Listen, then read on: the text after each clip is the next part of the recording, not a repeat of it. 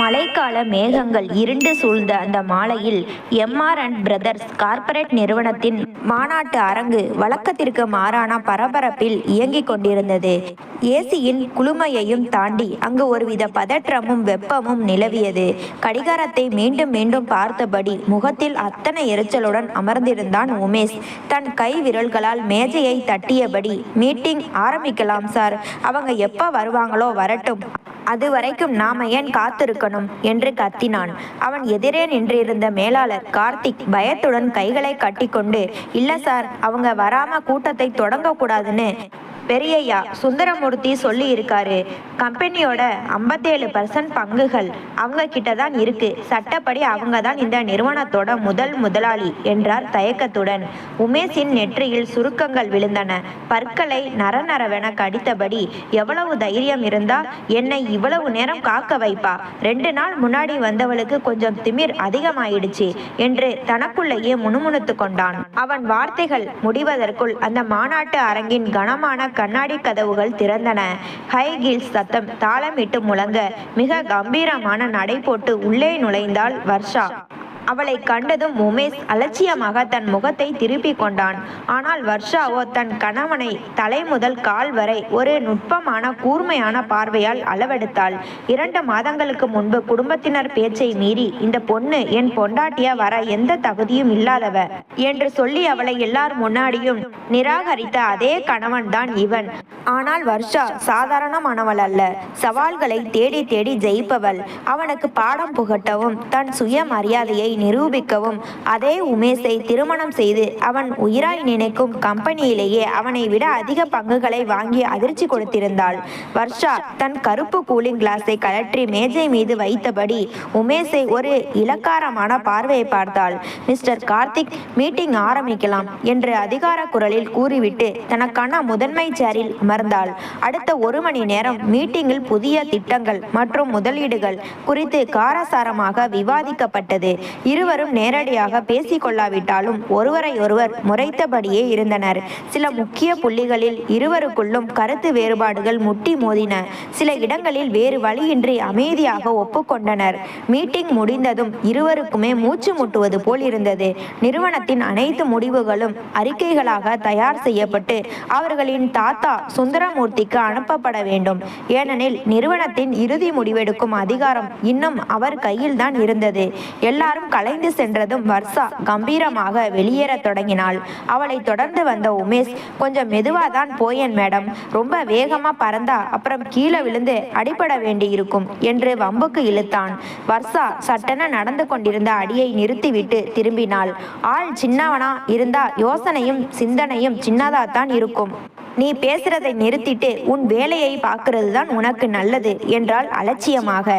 அவள் சின்னவன் என்ற வார்த்தையை அழுத்தமாக சொன்னதும் உமேஷிற்கு கோபம் தலைக்கேறியது. அவளது 5 அடி உயரத்திற்கு ஏற்ப தன் உடலை வளைத்து அவள் முகத்திற்கு மிக அருகே குனிந்து உருமினான். யாரை பார்த்து சின்னவன்னு சொல்ற? வயசுலையும் சரி தகுதிலையும் சரி நான் உன்னை விட பெரியவன். வர்ஷா அவனை நேருக்கு நேராக நிமிர்ந்து பார்த்து இமைக்காமல் சொன்னாள். மனசாலும் எண்ணத்தாலும் சின்னவன் எப்பவும் சின்னவன் தான் உமேஷ். உமேஷ் கோபத்தின் எல்லைக்கே சென்று அவளது காதோரம் தன் மூச்சு காற்று படுமாறு குனிந்து, என் பொறுமையை சோதிக்காத வர்ஷா, அப்புறம் நான் இறங்கி வேலை செய்ய ஆரம்பிச்சா விளைவு வேற மாதிரி இருக்கும் என்று தாழ்ந்த குரலில் மிரட்டினான். ஆனால் வர்ஷா சற்றும் அஞ்சவில்லை. சட்டென அவனது கோட் காலரை பிடித்து தன் பக்கம் பலமாக இழுத்தாள். இருவரின் முகங்களுக்கும் இடையே ஒரு அங்குல இடைவெளி கூட இல்லை. நான் வெறும் பேச்சு பேசுறவ இல்லை மிஸ்டர் உமேஷ், செஞ்சி காட்டுறவ என்று உறுதியாக கூறிய அடுத்த நொடி எதிர்பாராத விதமாக அவனது கன்னத்தில் அழுத்தமாக தன் உதடுகளை பதித்து ஒரு முத்தமிட்டாள். உமேஷ் அதிர்ச்சியில் அப்படியே உறைந்து நின்றான். அவனது இதய துடிப்பு ஒரு கணம் நின்று நிதானித்தது.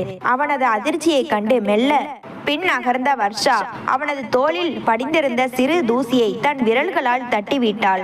ஒரு குறும்பு சிரிப்புடன், பேசுறதுல நீ வல்லவன், ஆனா செய்யறதுல நான் வல்லவ என்று சொல்லிவிட்டு தன் ஹைகில் சத்தம் முழங்க அங்கிருந்து வெளியேறினாள். உமேஷ் தன் கன்னத்தை தொட்டபடி அவள் நடந்து சென்ற பாதையையே வெறித்து பார்த்து கொண்டு நின்றான். அவளது அந்த 10 வினாடி தீண்டல் அவனுள் அடக்கி வைத்திருந்த ஏதோ ஒரு புதிய புயலையும் தனியாத தாகத்தையும் ஒரே நேரத்தில் தூண்டிவிட்டிருந்தது. அதே நேரத்தில் அந்த நகரத்தின் மற்றொரு ஆடம்பர பங்களாவில் யார்டா இந்த டீ போட்டது, குடிக்கிற மாதிரியா இருக்கு என்று இடி போல கத்தினான் பிரகாஷ். டைனிங் டேபிளில் இருந்த டீ கப்பை அருவருப்புடன் தள்ளி வைத்தவனின் முகத்தில் அத்தனை ஆத்திரம். சமையலறை வாசலில் தன் கைகளை பிசைந்தபடி உடம்பெல்லாம் நடுங்க நின்றிருந்தாள் நிலா. திருமணமான இந்த 3 வாரங்களில் தன் கணவன் பிரகாஷிற்கு பிடித்த மாதிரி ஒரு கப் டீயாவது போட்டு கொடுத்து அவனை கவர வேண்டும் என்று அவள் ஆசையோடு செய்ததுதான் அந்த டீ. ஆனால் அவளது சிறு முயற்சியும் வீணாகி போனது. அங்கே நின்றிருந்த வேலைக்காரன் சசி பயத்துடன் தலை குனிந்து, ஐயா, அது அம்மா தான் இன்னைக்கு பார்த்து போட்டு தரேன்னு சொன்னாங்க என்றான் தயக்கத்துடன். பிரகாஷ் கோபத்துடன் சசியை நோக்கி, உன்னை எதுக்குடா நான் பணத்தை கொடுத்து வேலைக்கு வச்சிருக்கேன், ஒரு வேலையை ஒழுங்கா செய்ய முடியலனா மரியாதையா வீட்டை விட்டு கிளம்பி போ என்று கத்திவிட்டு தன் கையில் இருந்த மொபைலை எடுத்துக்கொண்டு அங்கிருந்து புயல் போல வெளியேறினான். அவன் சென்றதும் நிலாவின் கண்களில் இருந்து கண்ணீர் கன்னங்களில் வழிந்தோடியது. சாரி சசி அண்ணா, என்னால தேவையில்லாம உங்களுக்கு திட்டு கிடைச்சிருச்சு என்று அழுது கொண்டே மன்னிப்பு கேட்டாள். சசி பதறி போய், ஐயோ அம்மா, நீங்க எதுக்கு என்கிட்ட மன்னிப்பு கேட்குறீங்க, நீங்க இந்த வீட்டு முதலாளி அம்மா என்று வருத்தத்துடன் கூறினான். தன் வாழ்க்கை இப்படி ஒரு தனிமையிலும் பயத்திலும் முடியும் என்று நிலா ஒருபோதும் நினைத்து பார்த்ததில்லை. தாய் தந்தையை இழந்த நிலாவை கிராமத்தில் இருந்த அவளது தாத்தா தான் செல்லமாக வளர்த்தார். தன் கடைசி காலத்தில் பேத்தியின் எதிர்காலத்தை கருதி தன் செல்வாக்கு மிக்க நண்பனின் பேரனான பிரகாஷிற்கு நிலாவை திருமணம் செய்து வைத்தார்.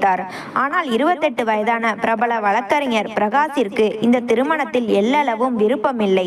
தன்னை காட்டிலும் 4 வயது சிறியவளான கிராமத்து மழலைத்தனம் மாறாத நிலாவை வேறு வழியின்றி தாத்தாவின் வற்புறுத்தலால் திருமணம் செய்து தன் வீட்டிற்கு அழைத்து வந்தான். ஆனால் அவளை மனைவியாக ஏற்க மனமில்லாமல் வீட்டிற்குள் ஒரு தனி அறையிலேயே அடைத்து வைத்திருந்தான். மறுபுறம் MR&N பிரதர்ஸ் கம்பெனியின் பிரத்யேக பாத்ரூமில் உமேஷ் கடும் கோபத்தில் இருந்தான்.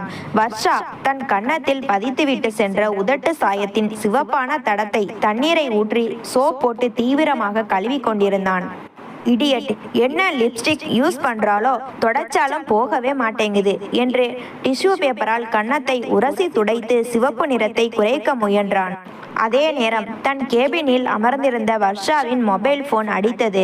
வழக்கறிஞர் ஆனந்த் அழைத்திருந்தார்.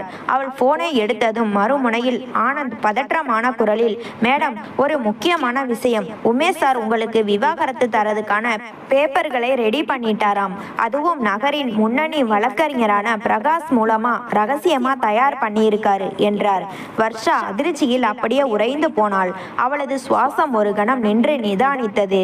தாத்தா சுந்தரமூர்த்தியின் உயில் நிபந்தனைப்படி குடும்பத்து சொத்துக்கள் இருவருக்கும் சமமாக போய் சேர வேண்டும் என்றால் அவர்கள் இருவரும் 1 வருடம் கட்டாயம் இணைந்து வாழ வேண்டும். அதற்குள் விவாகரத்து செய்து பிரிந்தால் சொத்துக்கள் அனைத்தும் அறக்கட்டளைக்கு சென்றுவிடும். அதுக்குள்ள இவன் விவாகரத்து பேப்பர் தயார் பண்ணிட்டானா? என்னை இந்த வீட்டை விட்டு துரத்த பார்க்கிறானா?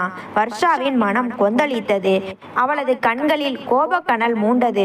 உமேஷை சும்மா விடக்கூடாது என்ற முடிவோடு அவனது அறையை நோக்கி ஆவேசமாக படையெடுத்தாள்.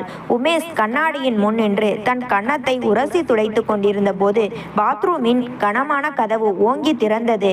வர்ஷா உள்ளே நுழைந்தாள். அவளது கண்களில் கோபக்கனல் மூண்டிருந்தது. அவளை அங்கே எதிர்பாராத உமேஷ் வியப்புடன், என்ன மேடம், பாத்ரூம் வரைக்கும் பின்னாடியே வந்தாச்சு என்று கேட்பதற்குள் வர்ஷா பாய்ந்து வந்தாள். அவனை பேசக்கூட விடாமல் அவனது சட்டை காலரை பிடித்து பலமாக இழுத்து அவனது கழுத்து நரம்பின் மீது தன் பற்களால் கடுமையாக கடித்தாள்.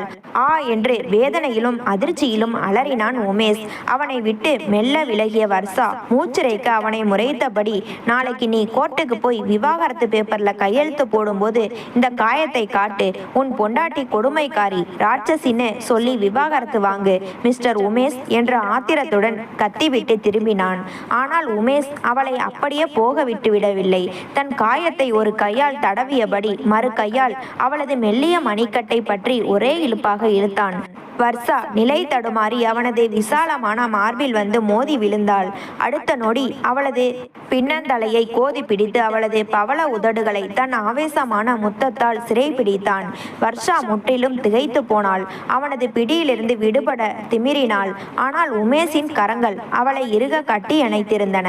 சில நொடிகள் கழித்து அவளது உதடுகளிலிருந்து மெல்ல விலகிய உமேஷ் அவளது கண்களை ஆழமாக பார்த்து, எனக்கு விவாகரத்து தர எண்ணமெல்லாம் இல்லை மேடம்.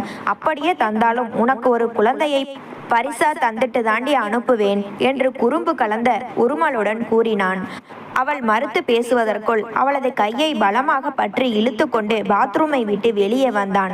அங்கு நின்றிருந்த கம்பெனி ஊழியர்கள் அனைவரும் அவர்களை வியப்புடனும் அதிர்ச்சியுடனும் பார்த்தனர். உமேஷின் கன்னத்தில் வர்ஷாவின் உதட்டு சாயம் அப்படியே இருந்தது. கழுத்தில் கடித்த காயத்தின் தடம் சிவந்திருந்தது. ஆனால் அதை பற்றியெல்லாம் உமேஷ் எல்லளவும் கவலைப்படவே இல்லை. வர்ஷாவை வலுக்கட்டாயமாக காரில் ஏற்றி கதவை பூட்டி காரை அதிவேகமாக ஓட்டி சென்றான்.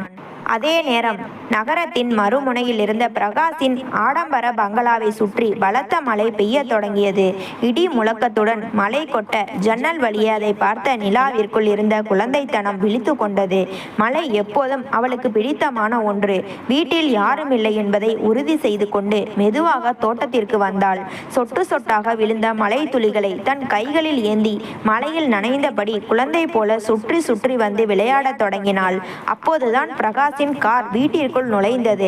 போர்டிகோவில் காரை நிறுத்திய பிரகாஷ் காரை விட்டு இறங்காமல் தோட்டத்தை பார்த்தான். மழையில் முழுமையாக நனைந்து காற்றில் பறக்கும் கூந்தலோடு ஒரு தேவதையைப் போல சிரித்து விளையாடி கொண்டிருந்த நிலா அவனது கண்ணில் பட்டாள். இதுவரை வெறும் பாரமாக நினைத்த அந்த பெண்ணின் அலாதியான அழகு முதன்முறையாக அவனது இதயத்தை தொட்டது. அவனுள் ஏதோ ஒரு இனம் புரியாத மாற்றம் நிகழ்ந்தது. அவன் காரை விட்டு இறங்கி மெதுவாக தோட்டத்தை நோக்கி நடந்து வந்தான். திடீரென தன் முன்னே வந்து நின்ற பிரகாஷை கண்டதும் நிலாவின் சிரிப்பு மாயமாய் மறைந்தது. பயத்தில் அவளது உடல் நடுங்க தொடங்கியது. ப்ளீஸ் என்னை அடிக்காதீங்க. நான் தெரியாம மழையில நனைஞ்சிட்டேன். இனிமே இப்படி பண்ண மாட்டேன் என்று கண்களில் நீர் வழிய கதறினாள். அவளது சொற்கள் பிரகாஷின் நெஞ்சில் ஈட்டியாக பாய்ந்தன. ஒரு பெண்ணை இந்த அளவிற்கு பயமுறுத்தி வைத்திருக்கிறோமே என்று நினைத்த போது அவனுக்கு தன் மீதே அருவருப்பாக இருந்தது. அவன் வார்த்தைகளின்றி அவளது கையை பிடித்து ஒரே இழுப்பாக இழுத்து தன் விரிந்த மார்போடு அணைத்து கொண்டான். நிலா அதிர்ச்சியில் உறைந்து போனாள். பயமும் குளிரும் சேர்ந்து அவளது உடலை நடுங்க வைக்க கனப்பொழுதில் பிரகாஷின் கரங்களிலேயே மயங்கி சரிந்தாள். பதறிப்போன பிரகாஷ் அவளை தன் கைகளில் ஏந்தி கொண்டு நேராக தன் அறைக்குள் சென்றான். ஈரமாக இருந்த அவளது உடைகள் அவளது ஆரோக்கியத்தை கெடுக்கும் என்பதை உணர்ந்து கவனமாக அவளது ஆடைகளை மாற்றி கதகதப்பான போர்வையை போர்த்தினான். அவளது உடலின் குளிர்ச்சி நீங்க அவள் அருகே படுத்து தன் உடலின் கதகதப்பால் அவளை அரவணைத்தபடி இரவு முழுவதும் அவளுக்கு துணையாகவே இருந்தான். மறுநாள் காலை சூரிய ஒளி பரவிய வேளையில் உமேஷையும் வர்ஷாவையும் அவர்களின் தாத்தா சுந்தரமூர்த்தி கட்டாயப்படுத்தி ஷாப்பிங் அனுப்பி வைத்தார். இருவருக்குள்ளும் இருக்கும் இடைவெளியை குறைக்க தாத்தா போட்ட கணக்கு அது. ஆனால் மாலின் பிரம்மாண்டமான நடைபாதையில் இருவரும் ஒருவரையொருவர் முறைத்தபடியே தள்ளி தள்ளி நடந்து வந்தனர். அப்போது அதே மாலில் பிரகாஷ் தன் மனைவி நிலாவுடன் நடந்து வந்து கொண்டிருந்தான். நேற்றைய இரவுக்கு பிறகு நிலாவின் பயம் முற்றிலும் விலகி இருந்தது. பிரகாஷின் அன்பான கவனிப்பில் அவள் முகம் மலர்ந்திருக்க மிகுந்த மகிழ்ச்சியோடு தனக்கு பிடித்த பொருட்களை சுற்றி பார்த்து வாங்கி கொண்டிருந்தாள். திடீரென பிரகாஷை கண்டதும் உமேஷின் முகத்தில் ஆச்சரியம் மின்னியது. அடே வக்கீல், எப்படி இருக்கடா என்று கூவியபடி ஓடி சென்று அவனை இறுக்கமாக கட்டிப்பிடித்தான். இருவருக்குள்ளும் இருந்த பழைய நட்பு அந்த சந்திப்பில் வெளிப்பட்டது. இதை பார்த்த வர்ஷா அதிர்ச்சியின் உச்சிக்கே சென்றாள். இவன்தான் அந்த வக்கீல் பிரகாஷா? இவனும் உமேஷும் இவ்வளவு க்ளோஸ் ஃப்ரெண்ட்ஸா என்று சிந்தித்தவள் உடனே மனதிற்குள் ஒரு சதித்திட்டம் தீட்டினாள். பழிவாங்கும் நோக்கில் மெதுவாக நிலாவின் அருகே சென்றாள். நிலாவின் கையை பரிவோடு பிடிப்பது போல நடித்து, தங்கச்சி, பார்க்கவே ரொம்ப அப்பாவி பொண்ணா தெரிகிற. இவன் கூடவா வாழ்க்கை நடத்துற? இவன் வேலையே சந்தோஷமா இருக்கிற குடும்பங்களை பிரிச்சு விவாகரத்து பண்ணி வைக்கிறது தான் தெரியுமா என்று என்று எந்தவித தயக்கமும் இன்றி பொய் மூட்டையை அவிழ்த்து விட்டாள். வர்ஷா சொன்னதை கேட்டு நிலா பயந்து போய் பிரகாஷை பார்த்தாள். அவளது கண்களில் மீண்டும் கலக்கம் குடியேறியது. சூழல் கைமீறி போவதை உணர்ந்த உமேஷ், சாரிடா பிரகாஷ், அப்புறம் பேசுறேன் என்று நிலைமையை சமாளித்து வர்ஷாவின் கையை பலமாக பற்றி இழுத்து சென்று காரில் ஏற்றினான். வீட்டிற்கு வந்து தன் அறைக்குள் நுழைந்ததும் உமேஷ் கோபத்தில் வெடித்தான். ஏய், என்ன லூசாடி நீ? பிரகாஷ் என் உயிர் நண்பன். அவன் எப்போ விவாகரத்து பேப்பர் ரெடி பண்ணான்? அங்க வந்து ஏன் அப்படி அசிங்கப்படுத்தின என்று சத்தமிட்டான். வர்ஷா தன் கைகளை கட்டிக்கொண்டு, பின்ன ஏன் ஜூனியர் வக்கீல் ஆனந்த் ஏன் என்கிட்ட அப்படி சொன்னாரு? நீங்க 2 பேரும் சேர்ந்து தானே எனக்கு எதிராக பிளான் பண்ணீங்க என்று திருப்பி கேட்டாள். உமேஷ் கணமும் தாமதிக்காமல் தன் மொபைலை எடுத்து வக்கீல் ஆனந்திற்கு போன் செய்து அதை ஸ்பீக்கரில் போட்டான். மறுமுனையில் போனை எடுத்த ஆனந்திடம், யோ ஆனந்த், நீ ஏன் வர்ஷா கிட்ட நான் விவாகரத்து கேட்கிறதா பொய் சொன்ன? என்ன நடக்குது இங்க என்று இடி போல சத்தமிட்டான். வக்கீல் ஆனந்த் பதறி போய், சார், அது அம்மா தான் உங்ககிட்ட இருந்து பணம் வாங்குறதுக்காக உங்க நடவடிக்கையை உளவு பார்க்க என்னை வேலைக்கு வச்சாங்க. நீங்க 2 பேரும் சீக்கிரம் ஒன்று சேரணும், இல்லனா அம்மா உங்களை விட்டு விலகிடுவாங்கன்னு பயமுறுத்தத்தான் சார் நானா அப்படி ஒரு கதையை உருவாக்கினேன். என்னை மன்னிச்சிடுங்க சார் என்று உண்மையை உளறி கொட்டி போனை வைத்தார். போன் உரையாடல் முடிந்ததும் உமேஷ் வர்ஷாவை பார்த்து ஏளனமாக சிரித்தான். பாத்தியா மேடம், என்னை உளவு பார்க்க நீ வச்ச ஆளே உன்னை வச்சு செஞ்சிட்டான். உன் உளவு வேலையெல்லாம் அம்பலமாயிடுச்சு என்றான். வர்ஷா என்ன பேசுவதென்று தெரியாமல் அசடு வழிந்தாள். தன் தவறை உணர்ந்தாலும் அதை வெளியே காட்டிக்கொள்ளாமல், சரி, அப்போ நேத்து நைட்டு பாத்ரூம்ல வச்சு ஏன் என்கிட்ட அப்படி நடந்துக்கிட்டீங்க என்று முகத்தை திருப்பி கொண்டாள். உமேஷ் மெதுவாக அவள் அருகே வந்தான். அவளது தாடையை பிடித்து தன் பக்கம் திருப்பி, ஏன்னா நீ என் பொண்டாட்டிடி, உன் மேல எனக்கு முழு உரிமையும் இருக்கு. தாத்தா சொத்துக்காக மட்டும் நான் உன்னை கல்யாணம் பண்ணிக்கல, உன் மேல எனக்கு இருக்கிற தனியாத காதலினாலதான் என்று கூறி அதிர்ச்சியில் உறைந்த வர்ஷாவை தன் ஆழமான அணைப்பிற்குள் இறுக்கி கொண்டான். மாலின் பரபரப்பிற்கு பிறகு தன் பங்களாவிற்கு திரும்பிய பிரகாஷின் மனம் அமைதி இழந்து தவித்தது. வர்ஷா சொன்ன பொய்யான வார்த்தைகள் நிலாவின் பிஞ்சு மனதை எந்த அளவிற்கு பாதித்திருக்கும் என்பதை அவன் உணர்ந்திருந்தான். அறையின் ஜன்னலோரம் நின்று கண்ணீர் வடித்து கொண்டிருந்த நிலாவின் அருகே மெதுவாக சென்றான். நிலா அழுது கொண்டே, நீங்க உண்மையிலேயே விவாகரத்து வாங்கி தர வக்கீலா? நம்ம 2 பேரையும் பிரிச்சிடுவீங்களா? என்னை மறுபடியும் அனாதையா அனுப்பிடுவீங்களா என்று விம்மல்களுக்கு இடையே கேட்டாள். பிரகாஷ் தன் 2 கரங்களாலும் அவளது பிஞ்சு முகத்தை ஏந்தி அவளது கண்ணீரை தன் விரல்களால் மென்மையாக துடைத்தான். நான் வக்கீல் தான் நிலா, பல பேரோட சட்ட பிரச்சனைகளை தீர்த்து வச்சவன் தான். ஆனா உன் விஷயத்துல நான் வெறும் வக்கீல் இல்ல, உன் புருஷன். நேத்து மலையில உன்னை பார்த்த அந்த முதல் நிமிஷமே என் மனசு உனக்கு சொந்தமாயிடுச்சு. எனக்குள்ள இருந்த அறியாமையும் அகந்தையும் அந்த மலையோட கரைஞ்சு போச்சு. இனி எந்த சக்தியாலும் நம்மை பிரிக்க முடியாது. உன்னை என் உயிரா கண் கலங்காம பார்த்துப்பேன் நிலா என்று உணர்ச்சி பூர்வமாக கூறினான். பிரகாஷின் உண்மையான அன்பை கண்ட நிலாவின் பயம் முற்றிலும் விலகியது. சந்தோஷத்திலும் நிம்மதியிலும் அவனது அகன்ற மார்பில் முகம் புதைத்து சாய்ந்து கொண்டாள். அவளது கூந்தலை மெல்ல கோதியபடி அவளை இறுக்கமாக அணைத்து கொண்டான் பிரகாஷ். அதே இரவில் உமேஷின் பிரம்மாண்டமான பங்களா விழா கோலம் பூண்டிருந்தது. தாத்தா சுந்தரமூர்த்தி ஏற்பாடு செய்திருந்த அவர்களின் முதலிரவு வரவேற்பு நிகழ்ச்சி மிக சிறப்பாக முடிவடைந்திருந்தது. பன்னீர் வாசமும் ரோஜா மலர்களின் நறுமணமும் வீசிய அந்த அலங்கரிக்கப்பட்ட அறையில் சிவப்பு நிற பட்டு புடவையில் தேவதையைப் போல அமர்ந்திருந்தாள் வர்ஷா. அறையின் கனமான கதவை பூட்டிவிட்டு மெதுவான நடையுடன் அவள் அருகே வந்தான் உமேஷ். அவனது விழிகளில் வீசிய காதலின் ஆழத்தை கண்டு வர்ஷாவிற்குள் ஒரு மெல்லிய நடுக்கம் பரவியது. வர்ஷா லேசான தயக்கத்துடனும் பயத்துடனும், உமேஷ், நாம போட்ட ஒப்பந்தப்படி இன்னும் 10 மாசத்துல நாம பிரிஞ்சாகணும். கம்பெனி பங்குகளும் சொத்தும் என்று ஏதோ பேச முயன்றாள். அவளை பேச விடாமல் அவளது உதட்டின் மீது தன் விரலை வைத்தான் உமேஷ். மெதுவாக அவளது கூந்தலை கோதி அவளது காதோரம் குனிந்து, எந்த ஒப்பந்தமும் இனி செல்லாது வர்ஷா. இந்த உமேஷ் என்றென்றும் வர்ஷாவோட மட்டும்தான் வாழ்வான். கம்பெனி பங்குகள் சொத்து எல்லாமே வெறும் தூசி.